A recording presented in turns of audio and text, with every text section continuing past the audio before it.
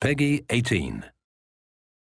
Homefront multiplayer is large-scale warfare. Complete and total bedlam. Epic vehicular warfare. Fast-paced, Exciting. fun.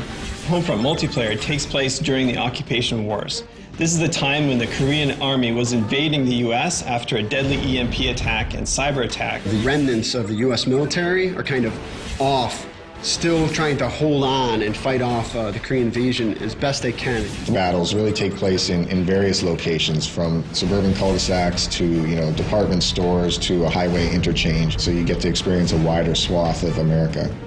The multiplayer design goals really stems from wanting to build a large-scale warfare experience to really be the category leader in that audience. Make it accessible, make it intuitive, but most of all, make it a lot of fun. So you have infantry, you have drones, you have tanks, LAVs, helicopters, all those brought together in the battlefields. There's a lot of action going on. When you play Homefront, there's a tank rolling in, getting blown up, there's a helicopter overhead. We want to bring all those tools together into a really tight, cohesive package. What we're really trying to do is make the game play different than any FPS that you played before. The whole idea behind vehicles and Homefront is you should get in and start having fun right away. This is not the kind of game where you need to spend 2 hours learning how to fly a helicopter.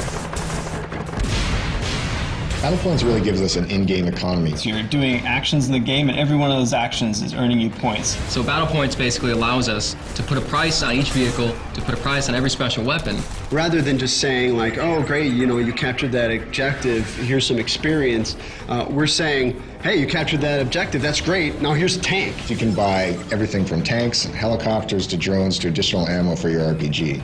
The idea with Battle Points is buy what you want when you want it. So if you're fighting a vehicle and you need a new rocket launcher, you can pick one up right on the fly. The near future setting for Homefront gives us the ability to bring in some near future technology like drones. What drones add to the game is a lot of new and interesting types of ways to fight your enemy and to fight them without putting yourself at risk. I may spawn in the game initially and deploy my recon drone, and I start marking different targets. Ground control, everyone races for these 3 objectives, and then when you capture an objective, you start gaining points. Now, when you gain enough points, it'll actually push the whole line over to the enemy section.